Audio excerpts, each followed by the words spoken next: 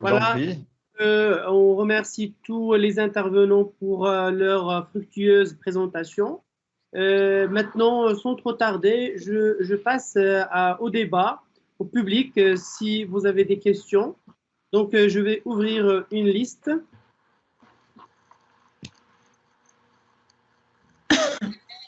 Soit vous activez votre micro pour demander la main, soit sur la conversation, vous mettez votre nom pour qu'on puisse vous donner la parole par la suite.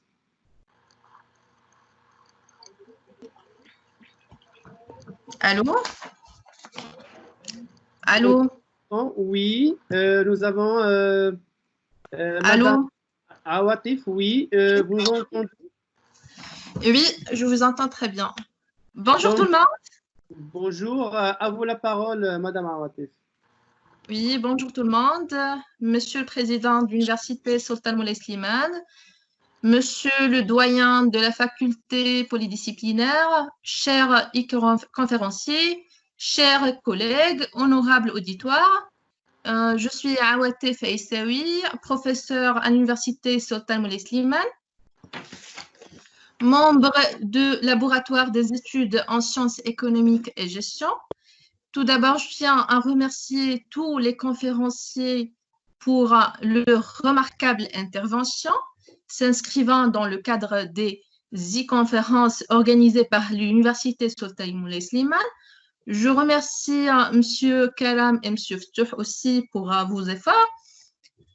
Bon, certes, cette crise sanitaire planétaire qui s'est rabattue sur le monde entier a mis à l'épreuve tous les gouvernements qui ont opté chacun pour des mesures propres en vue de lutter contre ce fléau.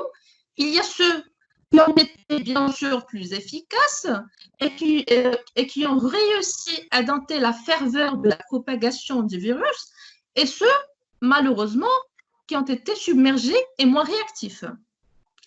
Donc, dans ce contexte, on peut dire, malgré la diversité des mesures gouvernementales, il y a quand même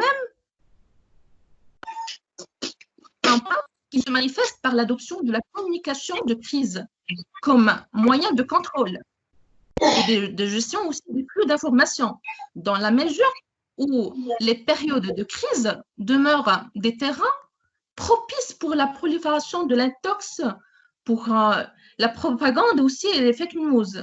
Donc, ma question est la suivante. Donc, jusqu'à quelle mesure le recours au contrôle des médias en période de crise pourrait être considéré comme étant un moyen de censure et non pas un moyen de gestion des canaux d'information? Je répète ma question. Jusqu'à quelle mesure le recours au contrôle des médias en période de crise pourrait être considéré comme étant un moyen de censure et non pas un moyen de gestion des canaux d'information? Merci. Merci à vous tous. Awatif, s'il vous plaît, est-ce que vous adressez votre question à quelqu'un de particulier de nos conférenciers? Ils ont le choix de répondre. D'accord, hein, merci pour votre passage. Merci à vous. Donc, je donne la main à quelqu'un d'autre si vous voulez intervenir.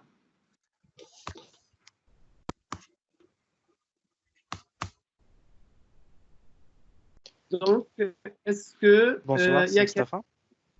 Ah oui, bonsoir. Nous avons avec nous Mohamed Azdoud. À vous la main, Mohamed. Oui, bonsoir, bonsoir tout le monde. Je me présente donc Asdod Mohamed, enseignant-chercheur à la faculté polydisciplinaire, Université Sultan Moulay Slimane et membre aussi du laboratoire des études et des recherches en sciences économiques et de gestion. Tout d'abord, permettez-moi de remercier nos chers conférenciers pour les interventions enrichissantes.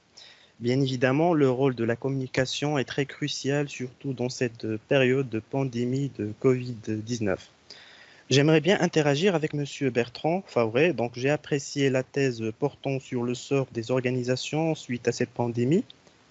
stipulant qu'une organisation sera soit renforcée ou bien disloquée à l'issue du confinement.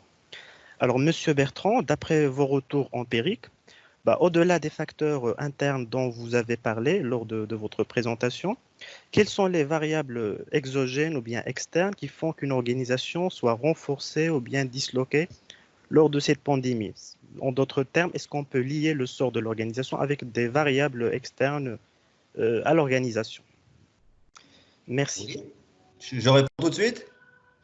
Monsieur Bertrand, on va attendre jusqu'à la collecte de toutes les questions et par la suite, on fera un tour sur tous les conférenciers.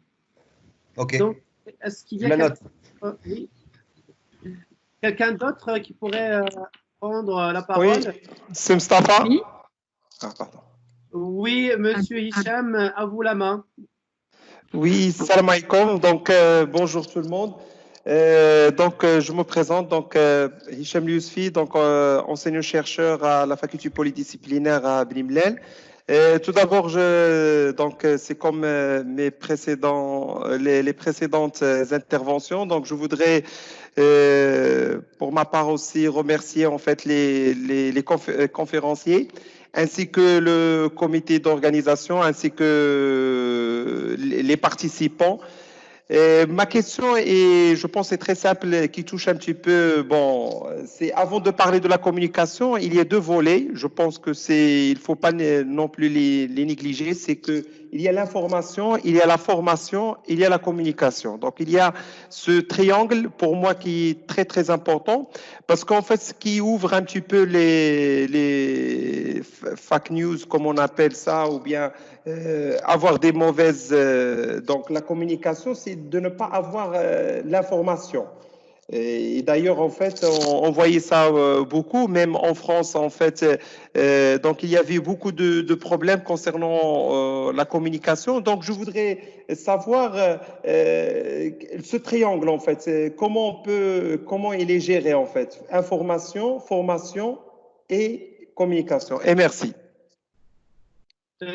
Merci beaucoup, Monsieur Hicham. Nous avons aussi avec nous Monsieur Abdrahim Sefdine. Oui. Bonjour, Monsieur Abdrahim. Oui. Donc, vous avez la parole. Je peux prendre la parole? Oui. Oui, allez-y, vous avez la main, Sir Abdrahim. Alors, je me présente. Bonjour d'abord à tout le monde. Je me présente, Sefdine Abdrahim, professeur-chercheur à l'École supérieure de technologie à Beni Mellel. Je suis également membre des labos de recherche économie et gestion au sein de l'AFP, toujours l'Université Sultan Moulay Slimane. Je remercie également nos intervenants pour la qualité des prestations. Ensuite, j'aimerais réagir à la thématique qui était normalement choisie pour l'événement. C'est vrai, le choix il est vraiment judicieux. Ça nous interpelle en tant que citoyens, en tant que chercheurs, parce que nous vivons actuellement dans un monde réellement incertain. Les changements multiformes qui s'opèrent en profondeur sont illimités et un peu opaques. Alors, pour pouvoir contourner les dégâts, ce qui est d'ailleurs incontestable, c'est le souci planétaire du chaos, de l'effondrement, aux conséquences réellement néfastes pour l'être humain. Nos sociétés s'investissent d'abord massivement dans le communicationnel et l'informationnel d'ailleurs. Et pour essayer de rendre claire la crise qui s'abat avec un acharnement démesuré, tout le monde se voit obligé de participer par n'importe quel moyen créatif à comprendre, à rendre clair, à alléger le fardeau et l'impact. C'est vrai, à nous, chercheurs et académiciens, d'éveiller en nous ce potentiel d'adaptation, de réussir à développer en dépit de l'adversité, le fait de ne pas être outillé sur l'après-crise nous fragilise davantage. Ma question est la suivante, c'est qu'avec le confinement, c'est la recherche interne que l'on doit déclencher. Et Boris dans ce domaine, il est chevronné. Christophe André, en tant que neuropsychiatre aussi, il est très présent dans ce domaine sur le côté interrogatif qu'il avait normalement soulevé les derniers mois. C'est vrai, se confiner, c'est être enfermé. C'est prisonnier. Il faut savoir une chose. Quand on isole quelqu'un sensoriellement, alors qu'il ne le souhaite pas, c'est comme s'il est d'ailleurs, notre cas, restreint les stimulations de notre cerveau. Donc ma question est la suivante. À quel point, sur quelle mesure, quelle stratégie développer, quoi mettre en évidence pour que le côté communicationnel dans toute sa modalité pourrait réduire l'impact de ce confinement qui est réellement pesant. Et merci. Et je remercie l'équipe qui était derrière l'organisation. Merci beaucoup, monsieur. Monsieur. Oui, monsieur. C'est Hassan Mouhdache, oui.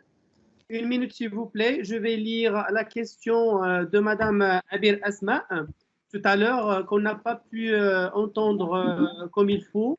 Donc, c'est une question qui porte sur... Voilà, donc la question, elle est suivante. Je vais la lire telle qu'elle me l'a envoyée. Est-ce que cette vague de médias ne peut-elle pas créer un vide d'information concernant les autres secteurs et activités de la vie quotidienne? Donc, je relis la question. C'est une question ouverte à tous les conférenciers. Est-ce que cette vague de médias ne peut pas créer un vide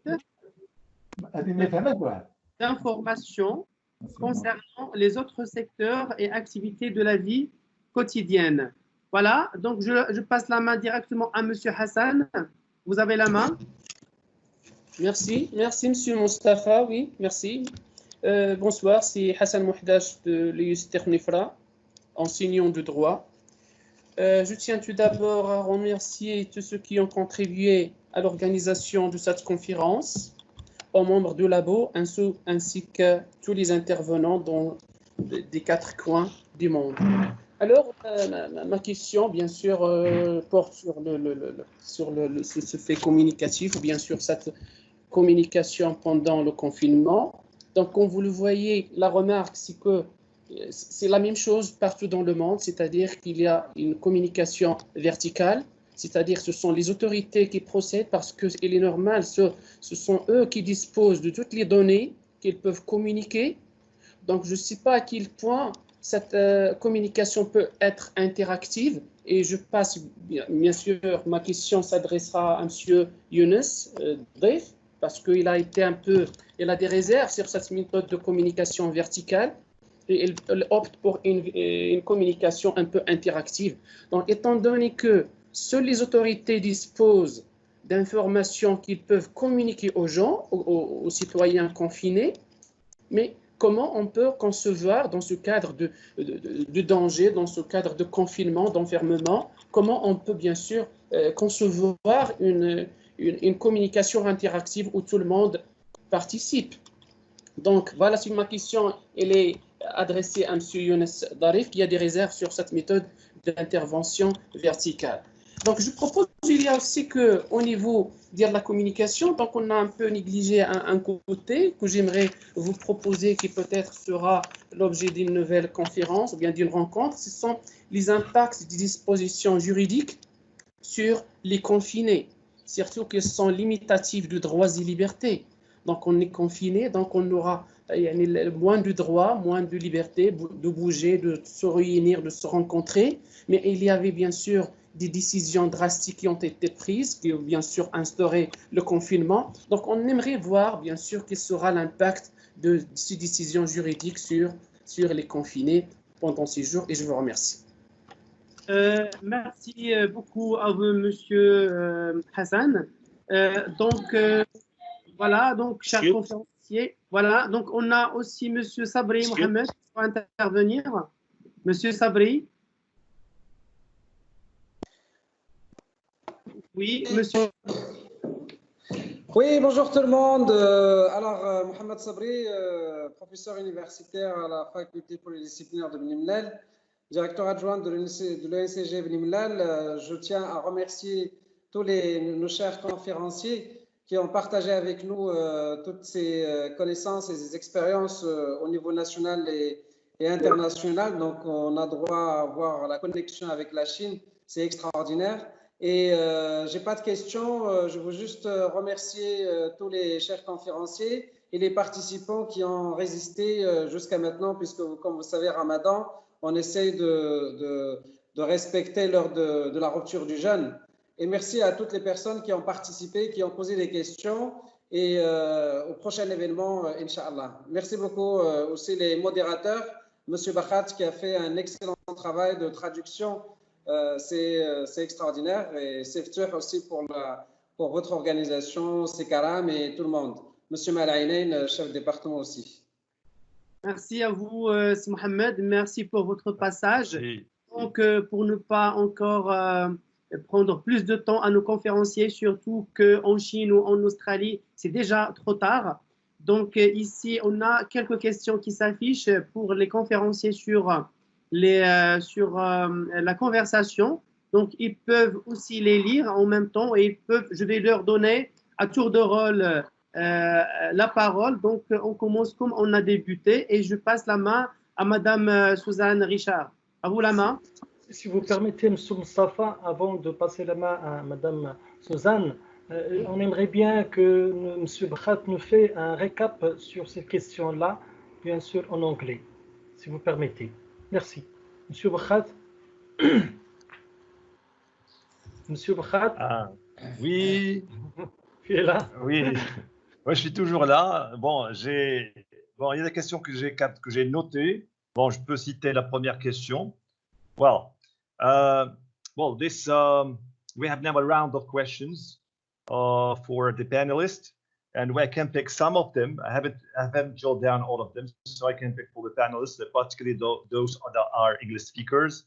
So the first question is about the efficiency of different governments in using the media, and not only that, the relationship between the use of media and the threshold in terms that now a lot of governments are at stake in the use of media. Some of them, they say this is a lot of censorship in terms of using the media. Some of them, they said, okay, this is the only channel that can be valid because the governments are the one who are having the information. And we have more or less the same question, related to that, but it's directed to Mr. Darif. It's about the vertical communication and effective interactivity between the person using the information. There is another question about the word or the use of the words information, formation, and communication. This triangle, yeah. They want to. One of the professors here present with us, he asked about this dilemma between information, formation, and communication within this crisis. And the last question, which is about the strategic communication plan for after the lockdown. What will be a strategic and effective communication plan after the lockdown? Those are roughly the 4 questions that we had from the audience. And feel free if you have any answers, or you can pick one of them to answer. Thank you very much. Merci, Monsieur Bakhat, pour cet effort de traduction. Donc, voici, je reviens à dire à nos chers conférenciers qu'il y a un ensemble de questions aussi qui passent sur la conversation. Donc, à vous la main, Madame Suzanne Richard. Oui, alors je vais être très, très brève parce que aussi, il faut que je m'en aille. J'ai un rendez-vous avec des étudiants dans quelques minutes parce qu'on est l'après-midi ici. Alors, je veux juste répondre de façon générale à la question concernant le moyen de censure, contrôle des médias et tout ça qui a été posé comme première question, si je ne m'abuse. Ben justement, pour moi, c'est le rôle primordial des médias qui peut contrer cette censure et cette désinformation. Les médias sérieux, bien entendu. Donc, j'ai été coupée tout à l'heure avec ma diapo sur la télé nationale. Mais pour moi, c'est le rôle primordial des journalistes et de la télé nationale, de la radio nationale, que d'informer les concitoyens et de faire le pendant, de faire le rôle de balancier par rapport à ce que les gouvernements veulent bien laisser filtrer comme information. Donc, les journalistes sont plus que jamais important dans cette pandémie, cette situation qui nous afflige toutes et tous. Alors, on a besoin de nos journalistes et de nos médias et il faut en prendre soin. Et sur ce, ben, je vous quitte en vous remerciant tous et toutes de votre attention et merci beaucoup tous les gens, toute l'équipe d'organisation, peu importe qui vous êtes. Alors, peut-être au plaisir de se revoir à un autre moment donné. Désolée d'avoir à vous quitter. Au revoir Suzanne, encore merci. Merci beaucoup, Madame Suzanne, pour votre honorable présence et votre présentation aussi. Ça fait plaisir. Je vous donne encore un autre rendez-vous, Inch'Allah, pour une autre conférence. Et voilà, au nom de tout le monde et toute l'audience, je vous dis merci beaucoup pour votre présence. Salut du Québec. Salut. Merci beaucoup. Merci Suzanne. Salut du Maroc. Au revoir. Au revoir. Au revoir. À Mademoiselle Yan Tan de Chine pour qu'elle puisse répondre, prendre la parole si elle est là. Dr. Yan, are you there? Dr. Yan? OK, en attendant, on va passer la main à Monsieur Forêt-Bertrand pour prendre la parole. À vous la main, Monsieur Bertrand. Oui, je me rends compte tout à l'heure que j'ai oublié de vous souhaiter bon Ramadan à tous. Merci à vous de faire l'effort de rester si tard avec nous et de nous avoir invités dans ces conditions-là. Et bon Ramadan à vous donc. Juste pour répondre à la question très rapidement sur les variables externes. Il y en a sans doute, mais l'objet de ma conférence était justement de dire que les organisations se cachent peut-être derrière leurs petits doigts avec ça, en se disant bon mais si ça va mal c'est pas ma faute, c'est parce que mon activité est interrompue, si ça va mal c'est pas ma faute, c'est parce que les fournisseurs ont arrêté de travailler. Peut-être. Hein, bien sûr que ces variables jouent. Le focus que j'ai essayé de faire dans ma conférence, c'était de dire que peut-être que les variables internes étaient tout aussi importantes, si ce n'est peut-être plus, pour expliquer dans quelle situation se trouveront les organisations à la sortie du vortex. Et que vous pouvez avoir maintenu votre activité, donc avoir des variables externes très favorables, et avoir quand même explosé en vol parce que vous n'avez pas su vous réinventer, vous n'avez pas su vous renforcer. Et inversement, vous pouvez avoir des variables externes très défavorables, mais avoir su quand même fait le travail en interne et donc aborder la reprise de manière un peu plus sereine. Je précise que c'est des hypothèses issues des retours que j'ai un peu eus. L'intérêt de cette grille de lecture, selon moi, c'est justement d'essayer de ne pas se cacher derrière les variables externes. Alors que j'ai l'impression que les entreprises, c'est beaucoup ce qu'elles font en ce moment. Et de leur dire non, non, c'est vous, c'est votre identité, c'est vous ce que vous faites qui est important. Voilà, j'espère que j'ai répondu. Voilà, donc on vous remercie beaucoup, Monsieur Bertrand. C'était un honneur de vous voir parmi nous et on espère aussi vous voir une autre fois. Donc je passe la main directement à si Yan Tan Montant, elle peut passer, sinon je passe la main à Monsieur Younes Daif. Dr. Yan, are you there? Dr. Yan, are you still there? Well, she's not responding. So you can go directly to Younes. You can switch to Younes. Yeah, go ahead. Et merci. C'est bon, je peux? Oui, allez-y, Younes. Okay. Merci infiniment. Moi aussi, de ma part, je vais essayer de répondre de façon synthétique à toutes les questions. Donc là, je retiens la question concernant l'information, communication et formation, mais aussi l'autre question sur le côté communication. et l'impact dans la réduction, sur la réduction, en fait, et le rôle voilà,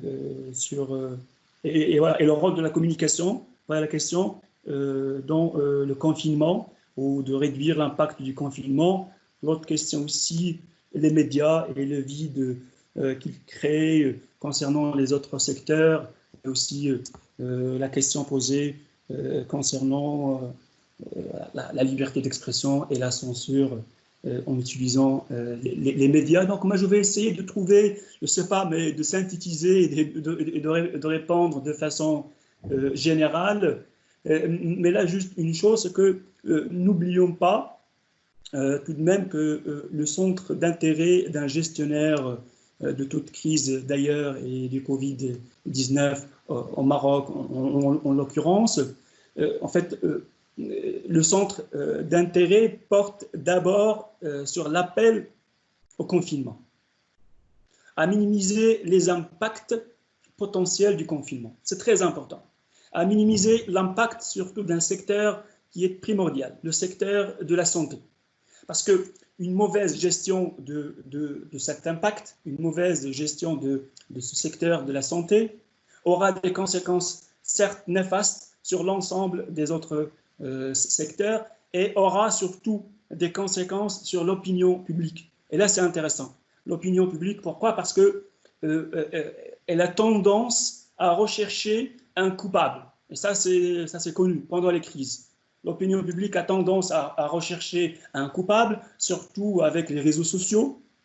Tout le monde a la possibilité maintenant de devenir expert du jour au lendemain avec les réseaux sociaux et tout le monde devient spécialiste de la communication de crise. Et la conséquence, elle est connue, c'est la propagation de fausses informations. Alors, on est en crise et la période et la crise ne le permet pas. Personnellement, en tant que citoyen lambda, je me noie dans l'information qui inonde la toile.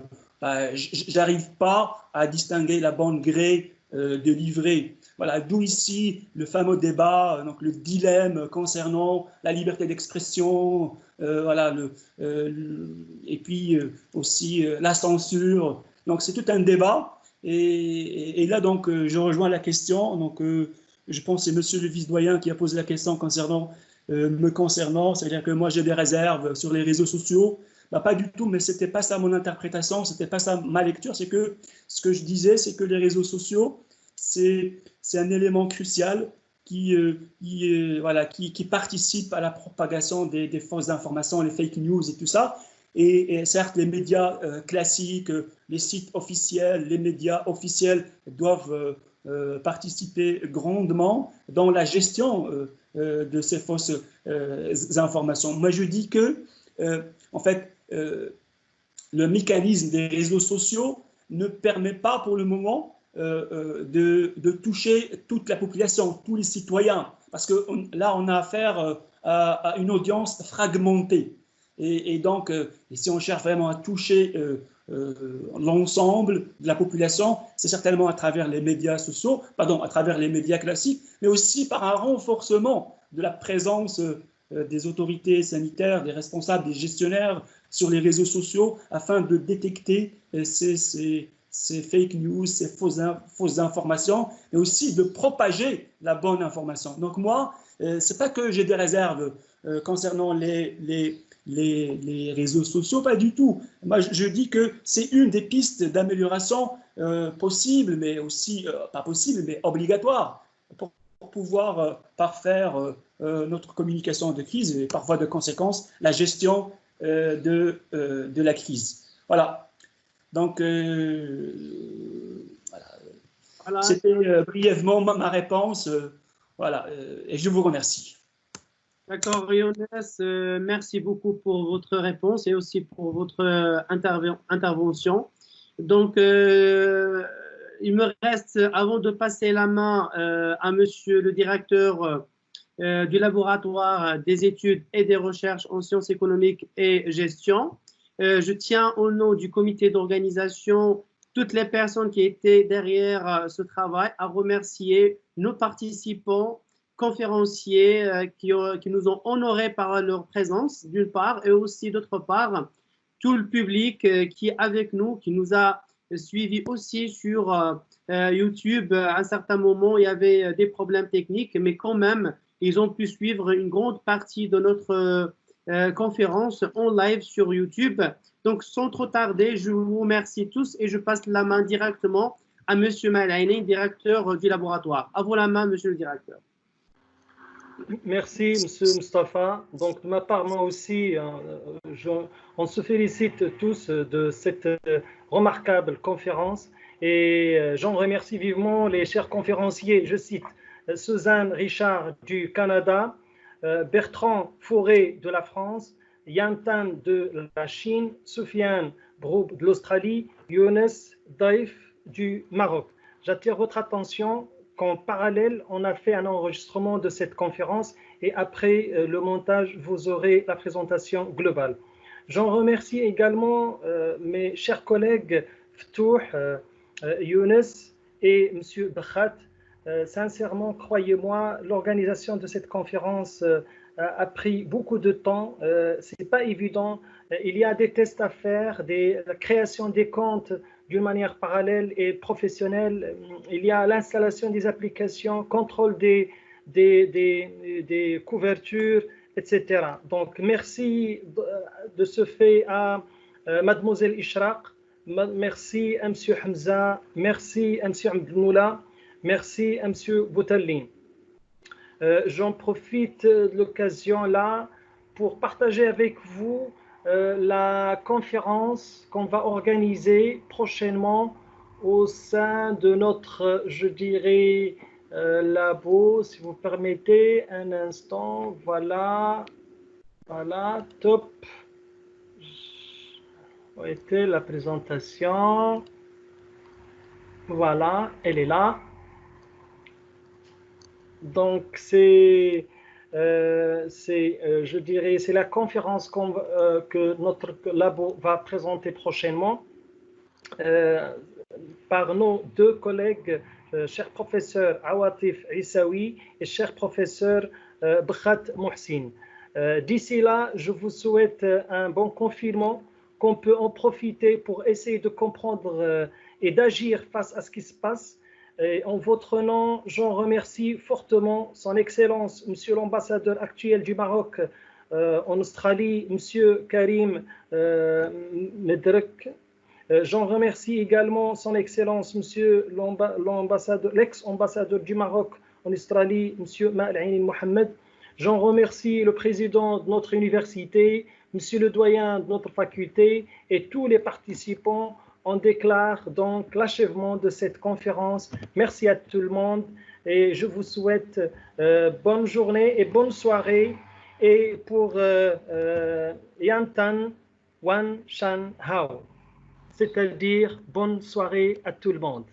On applaudit tout le monde l'achèvement de cette bravo.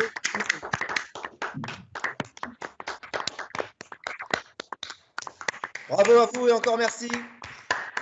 Merci, au revoir. Voilà, merci. Merci à tous. Au revoir.